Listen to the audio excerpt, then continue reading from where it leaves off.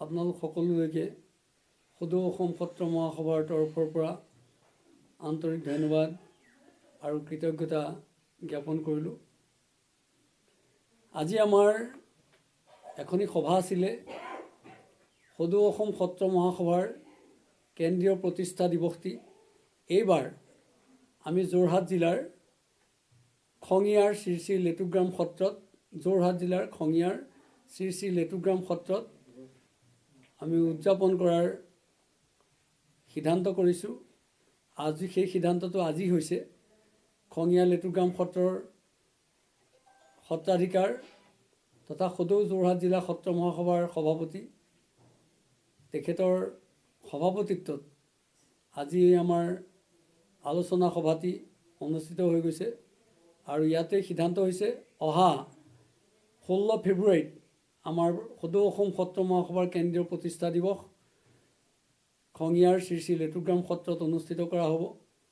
15-16 ফেব্ৰুৱাৰী দুদিনীয়া কাৰ্যসূচীৰে কৰা হ'ব। 15 ফেব্ৰুৱাৰীত খোলবাদন, সত্ৰীয়া নৃত্য আৰু বৰগীতৰ প্ৰতিযোগিতা অনুষ্ঠিত হ'ব আৰু 16 ফেব্ৰুৱাৰীত পুৱা সদৌ অসম সত্ৰ মহাসভাৰ পতাকা উত্তোলন, তাৰপিছত স্মৃতি তৰ্পণ আৰু তাৰপিছতে বিয়লি 1 বজাৰ পৰা মুকলি সভা অনুষ্ঠিত হ'ব।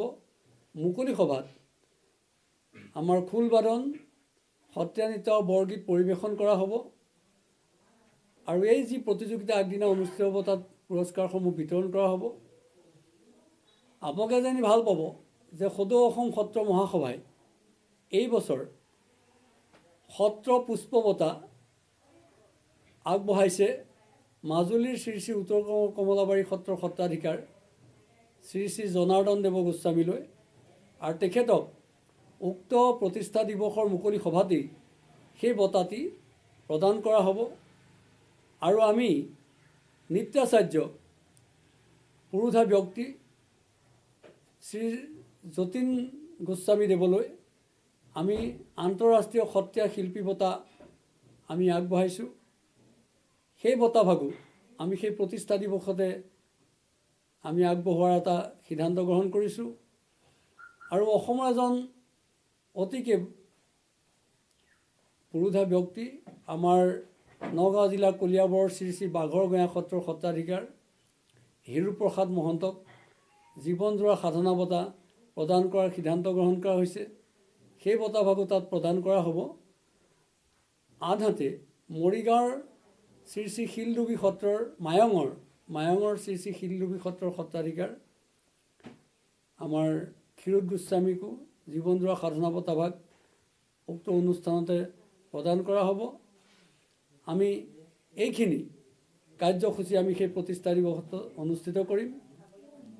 আনহাতে আপোনালোকক জনাবলৈ পাই আমি সুখী হৈছোঁ যে সদৌ অসম সত্ৰ মহাসভাই গোৱালপাৰাত মহাপুৰুষ শংকৰদেৱ গুৰুজনাৰ আইতাকৰ নামেৰে, আই খেৰসুঁতীৰ নামেৰে যি বিশ্ববিদ্যালয় আমি আৰম্ভ কৰিছোঁ, ইতিমধ্যে প্ৰশাসনীয় ভৱন উদ্বোধন হৈ গৈছে আৰু সেই বিশ্ববিদ্যালয়ত অহা 1 আগষ্টৰ পৰা নিয়মীয়াভাৱে শ্ৰেণীসমূহ অনুষ্ঠিত কৰাৰ পৰিকল্পনা কৰা হৈছে।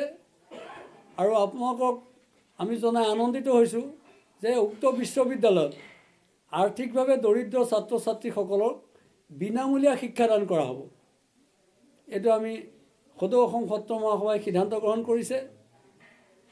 আনহাতে আমাৰ যি 3খন সাংস্কৃতিক মহাবিদ্যালয় এতিয়া চলি আছে, তাৰ বাহিৰেও আমি এখন ধেমাজি আৰু এখন নগাঁৱত সাংস্কৃতিক মহাবিদ্যালয় স্থাপন কৰাৰ আমি সিদ্ধান্ত গ্ৰহণ কৰিছোঁ।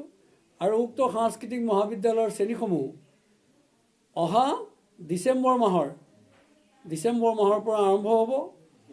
গতিকে আমি সেইখিনি আপোনালোকক